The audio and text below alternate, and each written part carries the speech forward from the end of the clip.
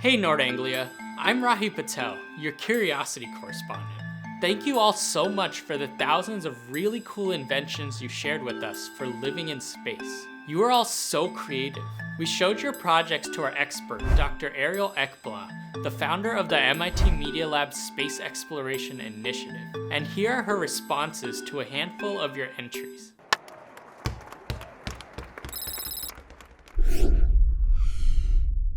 Ram from Oak Ridge International School, Bachupali, explored a way to make swing sets work in space. Wonderful. Well, thank you for that submission. It reminds me of a Newton's cradle and this idea that we might be able to have swings or swing sets or motion in zero gravity that's very different and enjoy that unique feeling in a sport of some sort is exactly the type of submission that we were hoping you would all pursue. So thank you. That was very creative. Felina from Compass International School, Doha, Garafa, wondered how trampolines could work in space. There are rockets here, and this is a small man that is jumping up and down, and the elastic will pull him down again, that he won't float away. I also made a remote control so to make it up, down, right and left. Well, that is a brilliant invention. The idea of a space trampoline and the fact that you realize that you would also then need to restrain the human with bungee cords so they don't just continue to float away. I think that's very well considered. Kudos to you for a wonderful prototype.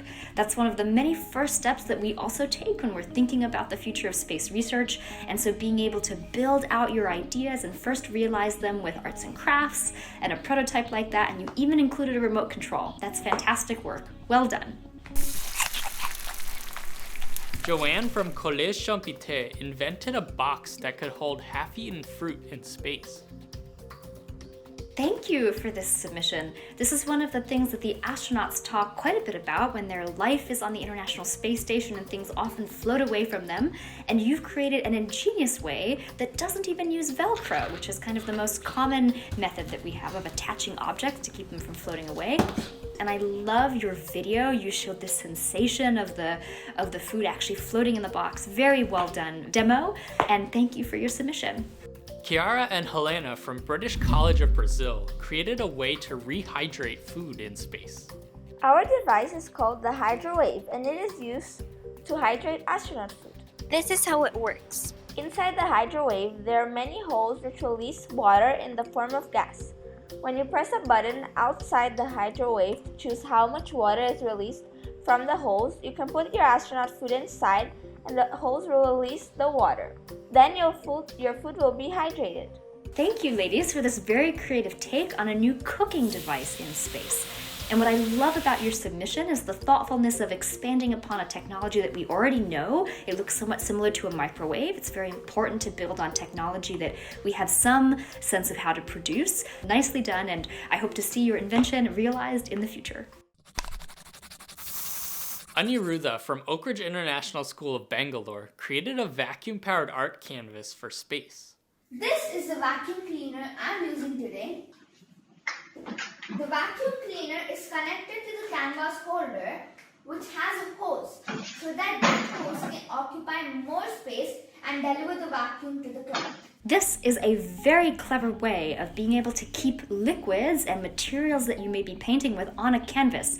A wonderful idea to establish a vacuum, a pull of air behind the canvas. Also very cleverly securing your canvas onto something that'll keep it straight for you or keep it pinned while you're working on your art. Very well done, and thank you for your submission.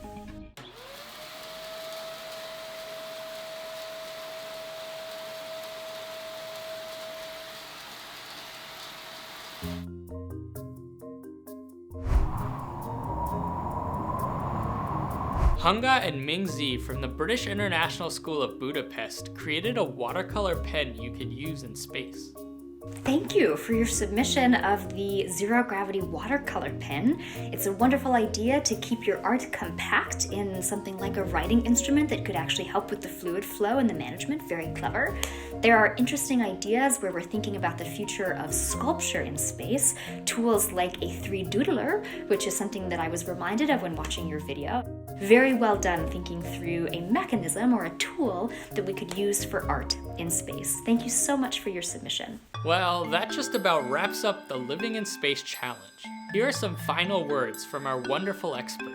And now, students across the Nord Anglia systems, we reviewed many of your amazing projects. These are just a sampling, and we wanted to thank everyone, to thank all of you students for the ingenious, clever, creative responses that you made to our suggestions of different topics, sports, food, art in space. We were thrilled with your ideas, truly ingenious, and we hope you continue.